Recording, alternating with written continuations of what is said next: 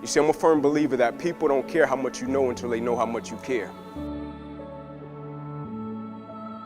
Because I'm a firm believer in service. You know, I believe service is the currency to elevation. You want to go higher in life, you find your place to serve or people to serve.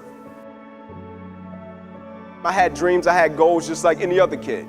I wanted to make it to this institution called the NFL, National Football League, which I would soon find out stood for not for long.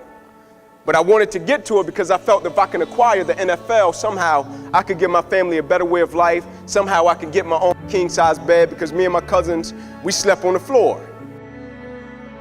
And so there was no avenue to this dream at the time, and so I created a routine for me and my younger cousins, and the routine was, okay, every day after school, we're just gonna rush home, play tackle football in the street, just gonna get after it. Bloody, scarred up, pure passion, not too much wisdom. And so one night we're out getting after it, playing ball, street lights pop on, and it's a blue pickup truck at the corner. I'll never forget it. And so I had the ball in my hand at the time, and so I stepped back on the sidewalk. My three younger cousins stepped on the opposite sidewalk, and I'm looking at this truck, and I'm kind of waving them by. I'm like, man, come on, I got a couple moves I want to put on these young jokers, man. And he walks over between our game, and he says, man, would y'all like to play football on grass?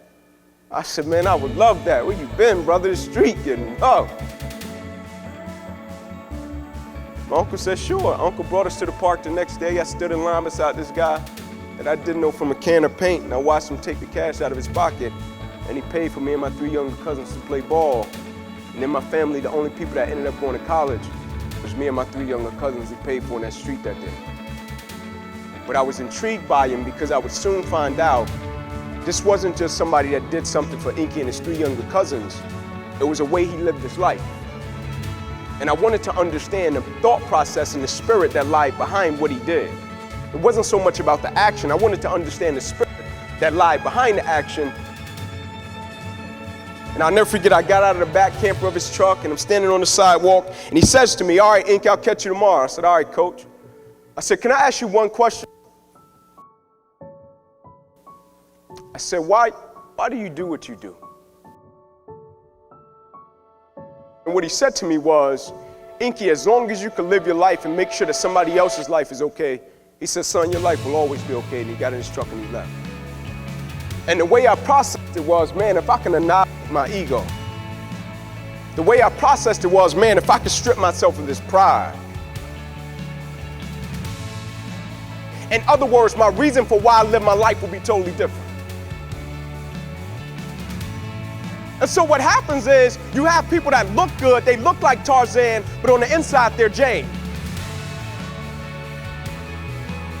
They can't get the same energy and the same passion to every aspect of their lives. Like to the thing they're passionate about, they can do it like no other. But in every aspect of their lives, they can't take that energy, that passion, that level of dedication and commitment to everything that they do and understand that it's a representation of who they are. And so I always ask people, when I look at you, what do I think? Excuses. Like when I look at you, do I think victory? Do I look at you, do I think, man, that's a champion right there? What are you gonna do when things go wrong? What are you gonna do when you work for it and you put yourself in position to get the position, then they come to you and tell you don't have it and you feel played? When you give up on the mission that you once had to impact lives? I'm the type of guy, I meet resistance, I meet rejection, I hear no, I double down, I go harder, like it does something to me.